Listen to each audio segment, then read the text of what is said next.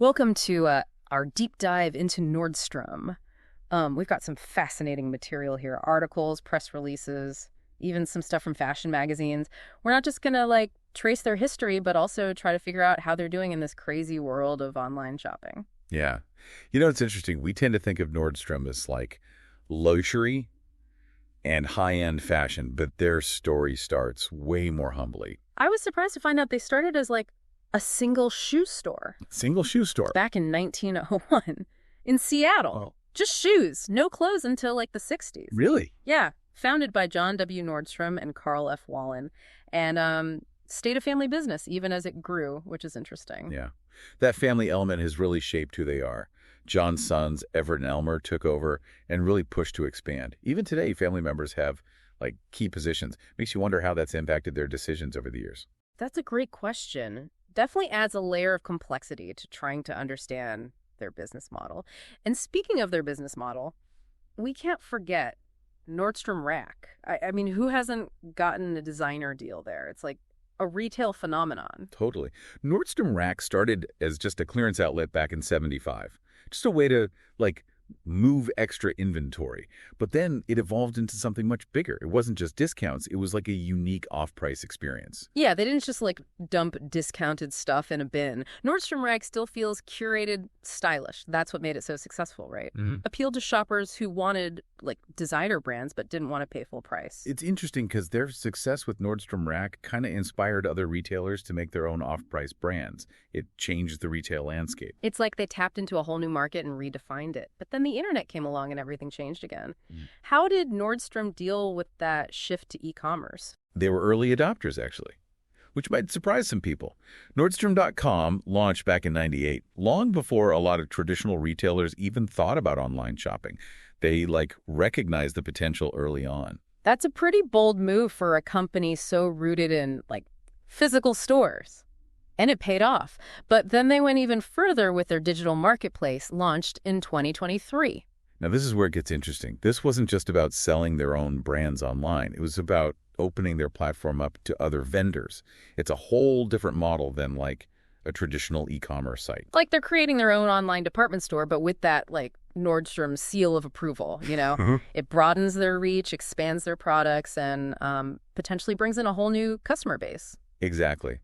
And it puts them in direct competition with giants like Amazon. So the question becomes, can they stand out in this crowded online marketplace?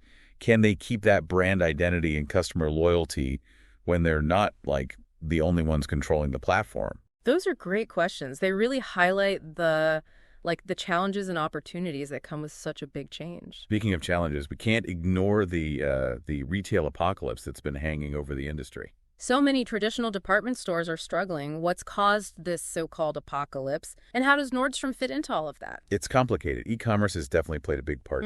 But there's other stuff, too, like changing consumer habits, the decline of malls, more competition from, fast fashion. And their stock price, which is at 22.62 USD. As of November 29th, 2024. It kind of reflects that uncertainty. Yeah, it does. But here's the thing. Nordstrom isn't just sitting around waiting. They're actively trying to adapt and change. Taking the company public. Taking the company public. Yeah, back in '71, wasn't that a big move by Bruce Nordstrom, the grandson of the founder? Right. Taking the company public in '71 allowed him to, raise capital for expansion and growth. But it also changed things. New pressures, responsibilities. And Bruce Nordstrom was a big part of launching Nordstrom Rack, too, right? Yeah, he was. So he definitely shaped the company. Sadly, he passed away in 2023. At the age of 90, kind of the end of an era for the family. His legacy is still there, though. Yeah.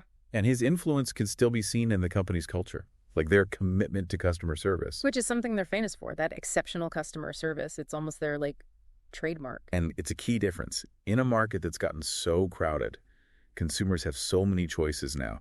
It's not just about offering a good product anymore. So how does Nordstrom's customer service set them apart? What makes it so special? You've got personal stylists. Free shipping and returns, a flexible price matching policy. They're willing to go the extra mile to make you feel valued. It's like they're trying to create a more personalized experience. going back to the days of like the small local shop where everyone knew your name. That's a great analogy. And then you have the Nordy Club, their loyalty program, Right.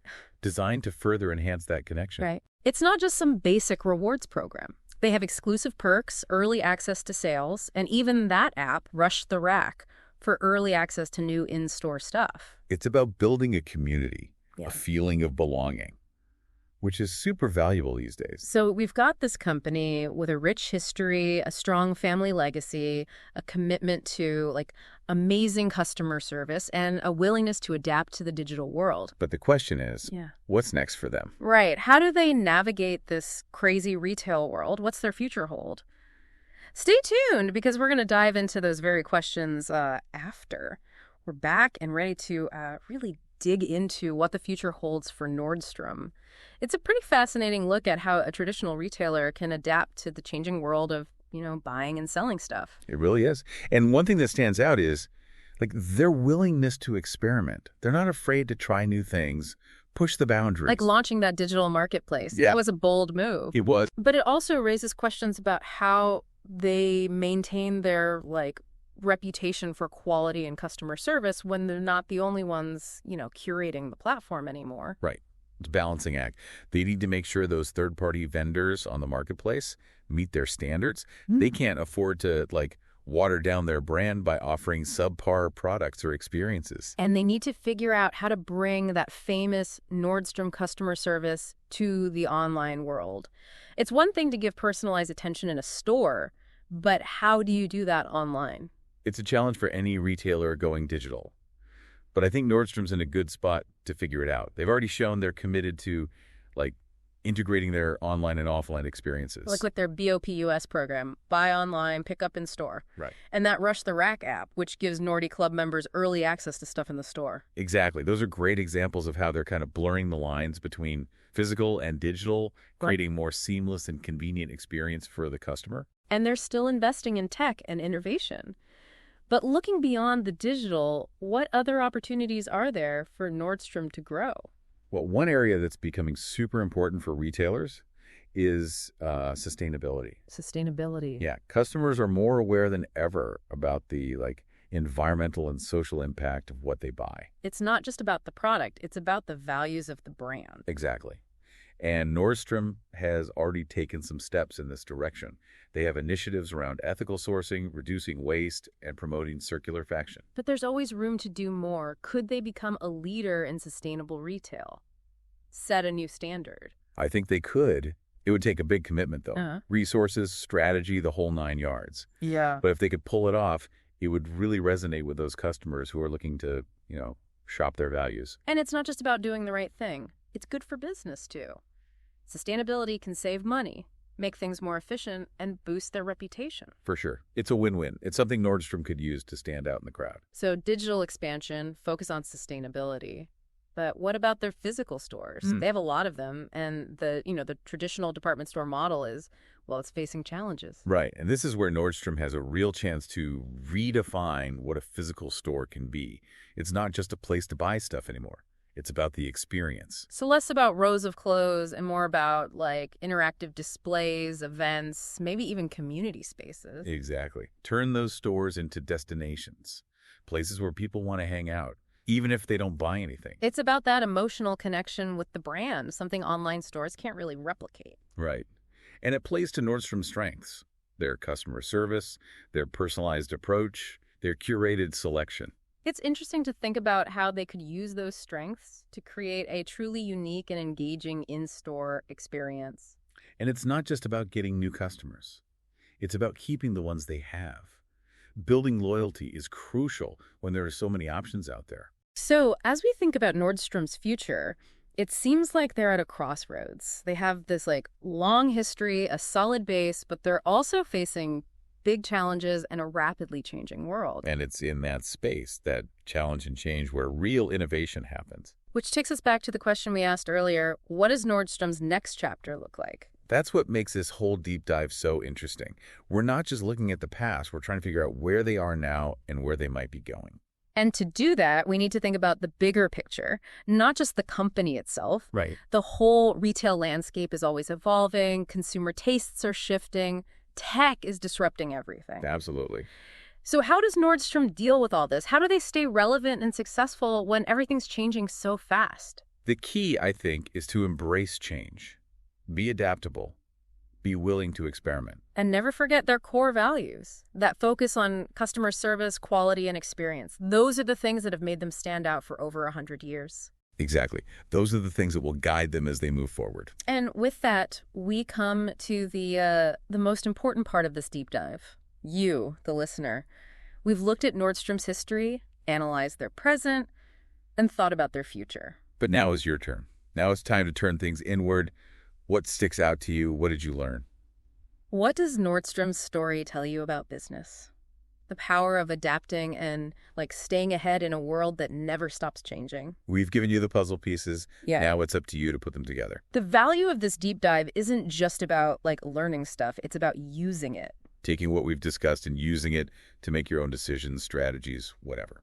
So as we wrap up this look at Nordstrom, we want to leave you with one last thought. Knowing what you know now, do you think Nordstrom's in a good place for the future of retail? What's their next big move going to be? That's the big question, right? They've been really good at adapting. They have. But retail is constantly changing. Predicting the future is tough. Like trying to hit a moving target.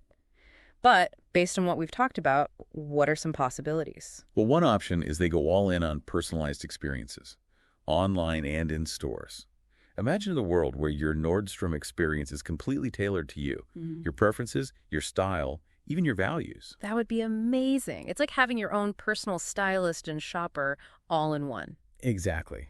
They could use, data and tech to create a truly custom experience, from product recommendations to events and workshops. And they could turn their stores into these experiential hubs where people can connect with the brand on a deeper level.